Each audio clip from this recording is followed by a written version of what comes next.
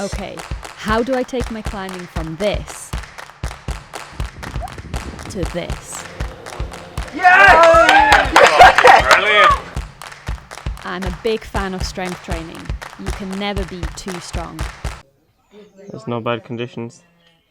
There's only weakness. So let's do some testing to see where I'm at. So there are many tests out there, such as the 9C test, popularized by Magnus Mitbo. Lattice also have their own method of testing. The way these testing systems normally work is by compiling a database of climbers at all different ranges of ability. You can see how you compare to other climbers, giving you a theoretical climbing grade, and you can really understand where your strengths and weaknesses lie. The tests vary, but usually consist of finger strength, core strength, max power, endurance, and flexibility.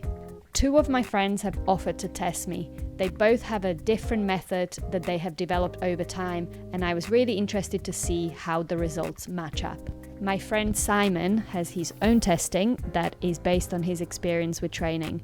Although he's not a coach, he's really strong and experienced climber and has helped quite a few climbers over the years to improve.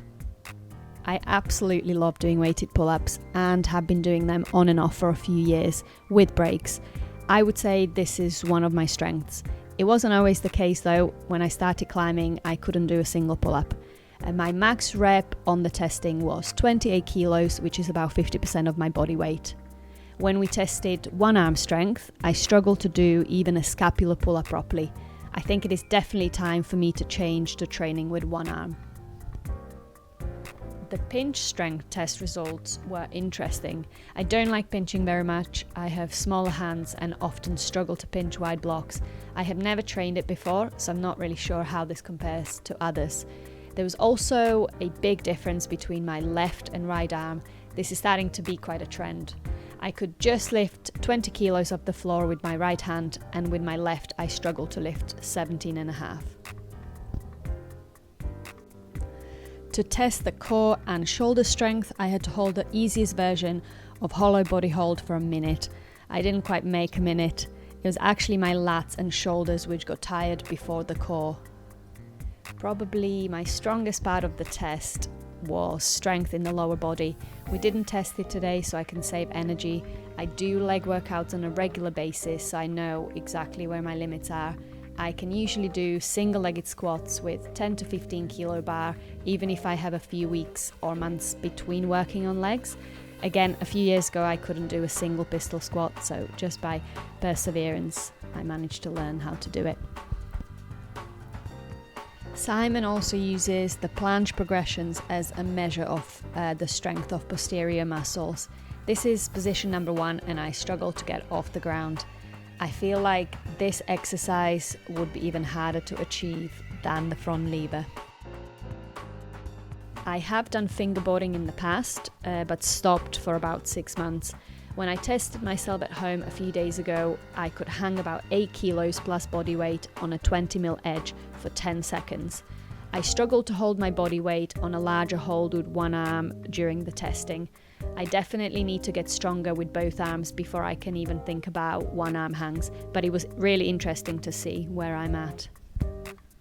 Campusing is not something that I have done before properly. I would say I climb a lot more statically and avoid big dynamic moves. I have strength but often lack power, and this is something that is definitely limiting my climbing. As a short climber, I often feel that I struggle on big moves, so I'm going to work on being more dynamic. I don't really enjoy endurance training and definitely prefer training max strength. I have just about managed a minute on the smallest campus rungs with feet on. I tend to often neglect stretching, so I wasn't surprised to see that my flexibility wasn't amazing. We tested a couple of basic exercises which show where I am right now. This is pretty much the same across the rest of my body. The second test was done by Nick Sillem, who is the head coach at New Age Climbing. I don't have any footage from the test, but I have my test results here. He used the strain gauge test, which measures peak force in fingers and upper body, finger power, and anaerobic and aerobic capacity. I feel like the test goes into quite a lot of detail, which I don't necessarily need just yet. It essentially confirmed the other test results, which are that my right arm and fingers are stronger than my left, and that I'm not great at end of range movement or flexibility. It also showed that my endurance could really be worked on, and that I'm strong for the first 8 or so moves, after which my strength goes rapidly down. But I guess the most importantly for me, it gave me an idea as to where I am with my strength. I have wrote down as my goal to climb 7A boulder and 7B route. It seems that according to the test, I'm actually strong enough to climb 7B, 7C boulders and 7C routes.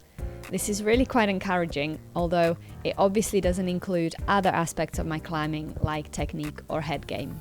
I think it was really useful for me to do the testing as it identified what I need to work on. I can make a plan for the next few months and add things into my training. I will aim to retest again in a few months to see if I have improved. In my next video, I will share with you my training and focus for the next 3 months. If you have done any testing, I'd be really interested to hear how you found it and whether it helped your climbing. Thank you for watching.